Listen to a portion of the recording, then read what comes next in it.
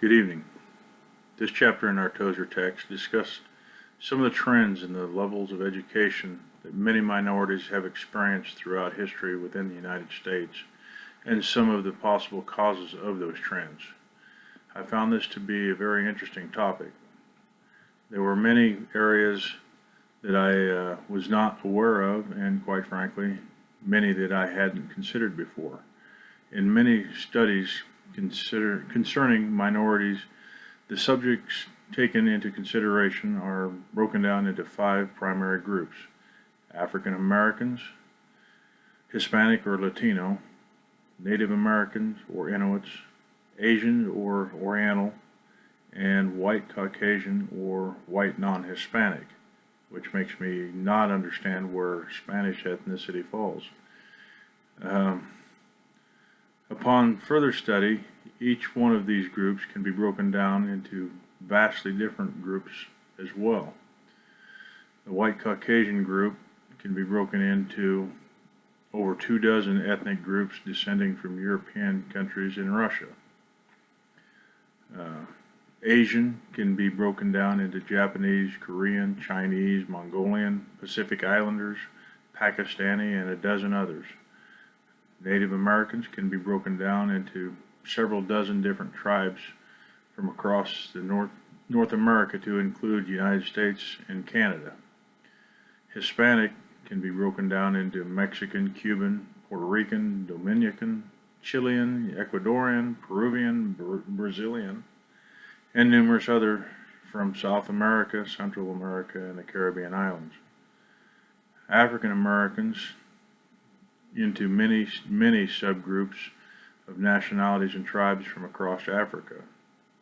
Additionally, many of these subgroups have had populations immigrate to the United States from other areas of the world due to mass migration and slave trade, and each developing their own cultural background. Needless to say, it is very difficult to place people into large groupings of like genetic and cultural traits for the purpose of analysis of ability and economic success, or lack thereof. Regardless of this inconsistency, these are the groupings that most often are compared when analyzing educational outcomes and the relative economic success of those within those groups. With that being said, there has been much focus over the past 60 years since the Brown versus Board of Education of Topeka, Kansas, in an attempt to bring more equality and equity to education concerning these main groups in the United States school system. Due to the efforts of some key people and some landmark court decisions, such as Brown versus the Board of Education of Topeka, Kansas, and Lau versus Nichols, there has actually been some headway in narrowing the gap between the white grouping and the minority groups. As cited in Tozer, from 2003 to 2011, reading and math scores improved only slightly or not at all for the white groupings, but for all minority groups, the scores improved significantly. Also discussed in Tozer was another area of inequality, the area of gender. Due to the efforts such as Title IX and affirmative action, there has been much headway in the area of equality and equity between males and females in the workplace, education, and in extracurricular activities in the school systems. Even though many of the occupations held historically by males are still predominantly male, such as heavy equipment and heavy labor jobs, and many that historically have been held by females, such as secretaries, nurses, and elementary school teachers, are still held for the most part by females. There have been great strides of improvement for women in the work environment. Jonathan Kozol is an author and former teacher from Massachusetts who feels that poor results in education does not stem from belonging to a minority, but because of the social economic class in which a person is from. the poor classes do poorer in school.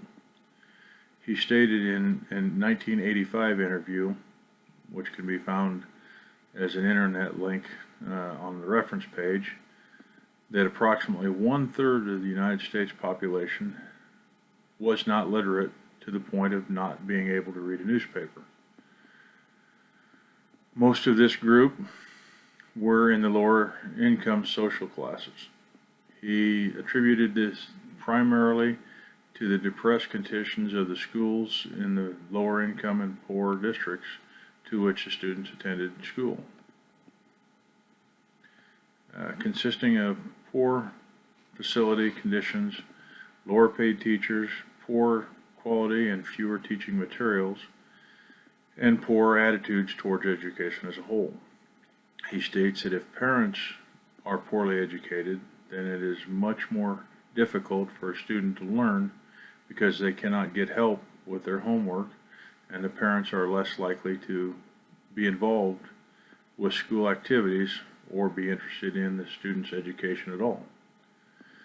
He is a strong advocate of a program that pushes books to the public in an effort to get people interested in something to read in order to prompt them to read more, which will develop their reading skills. William Julius Wilson is a professor of Afro-American Studies at Harvard University and was an advisor to the Clinton administration on social policy issues. In his interview with Frontline, he expressed similar concepts of why young black students have issue in their education. He feels too that it stems from family incomes and that it is a result of jobs disappearing from larger cities and leaving large populations of African American with no jobs, no possibility of getting any, and no means to go elsewhere to find employment. This leaves many students in a situation of poor income and not much hope in the future. This leads to a poor outlook towards their education and life in general. He spoke of a program that he was involved with where the entire 6th grade from one of the poor schools in Chicago was taken and dispersed to parochial schools around the country. He stated that those students were in the 12th grade this year, and most of them were doing very well and would be going on to college. I feel that this is the kind of research and experimentation that proves family income has a great influence on how well a student does in school, just as Professor Wilson theorizes. He also states that regardless of what race or ethnic background people come from, their social economical class has more of an effect as to how well they do in school. As for the question about whether I think the election of Obama to President of the United States of America has impacted diversity and equality, I know that because he is of African descent, it shows that racial issues in the United States are not as severe as some people would like us to believe. But other than that display, I have not seen where his presence in that office have done anything to impact the promotion of any programs that will improve diversity or equality in the United States. Thank you.